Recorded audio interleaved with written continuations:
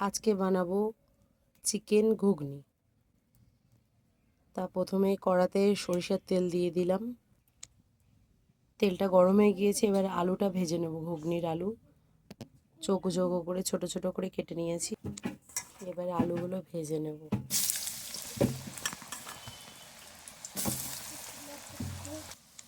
আলুটা ভাজা হয়ে গিয়েছে, এবার আলুটা নামিয়ে নেব। এবার তেলে দিয়ে দেবো, আলু ভাজাটা নামিয়ে নিয়েছি।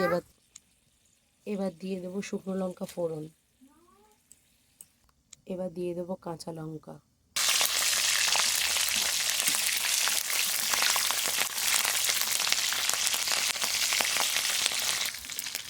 এবার দিয়ে দেবো পেঁয়াজ কুচি।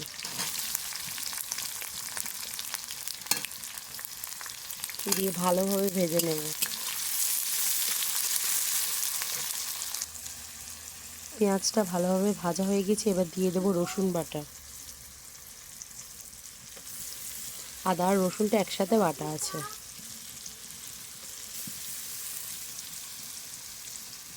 দিয়ে ভালোভাবে নাড়িয়ে নেব। আদা রসুন দিয়েছি, দিয়ে এবার ভালোভাবে কষিয়ে নেব।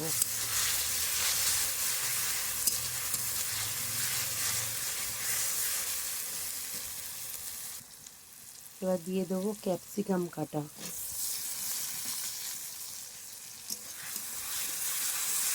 ভালোভাবে ভেজে নিয়ে তারপর দেবো টমেটো।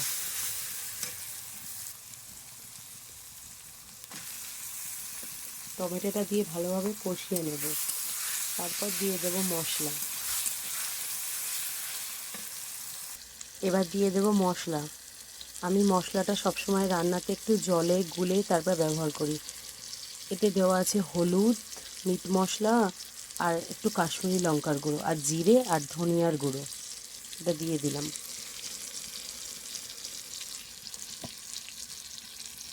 দিয়ে ভালোভাবে কষিয়ে নেব।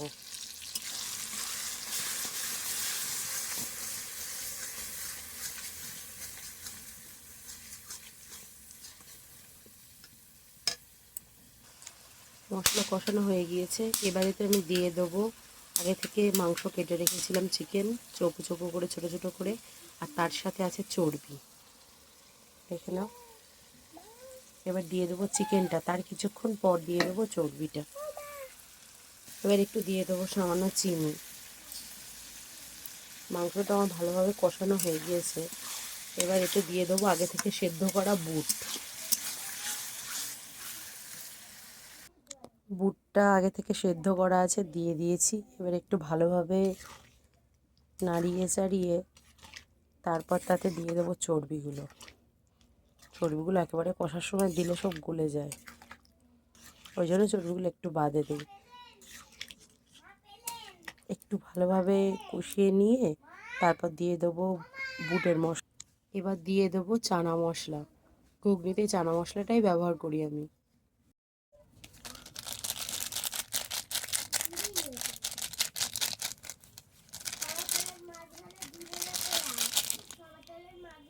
এবার দিয়ে দেবো চর্বিগুলো।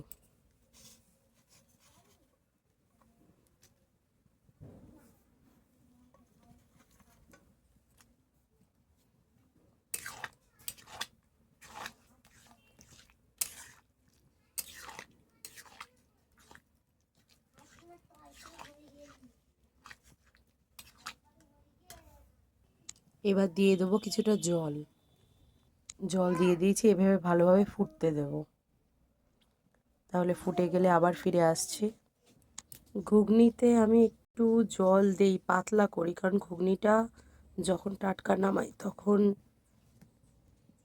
তখন পাতলা থাকে, কিন্তু তারপরে না ঘুগনিটা বসে যায়। আর বসে গেলে না ঘুগনিটা অত একটা খেতে ভালো লাগে না। ওই কারণে একটু জল দিয়েছি, তো ঘুগনিটা ভালোভাবে ফুটে যাক, তারপরে ফিরে আসছে। কিছুটা ফুটেছে আর বাকি আছে কিছুটা। তো আমার মাংস দেওয়া ঘুগনি, তাতে চর্বি, মাংস আর চর্বি দিয়ে ঘুগনি কমপ্লিট।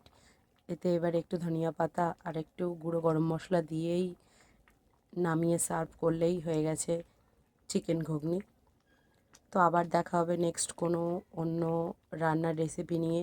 যদি আমার রান্নার রেসিপিটা ভালো লেগে থাকে তাহলে অবশ্যই পাশে থাকবেন, অবশ্যই লাইক কমেন্ট করে দেবেন। আজ তবে এটুকুই। টাটা। ভালো থাকবেন, সুস্থ থাকবেন। এই যে দিয়ে দিলাম ধনিয়া পাতা, দিয়ে দেব গুঁড়ো গরম মশলা, দিয়ে দিলাম। আজ তবে এইটুকু।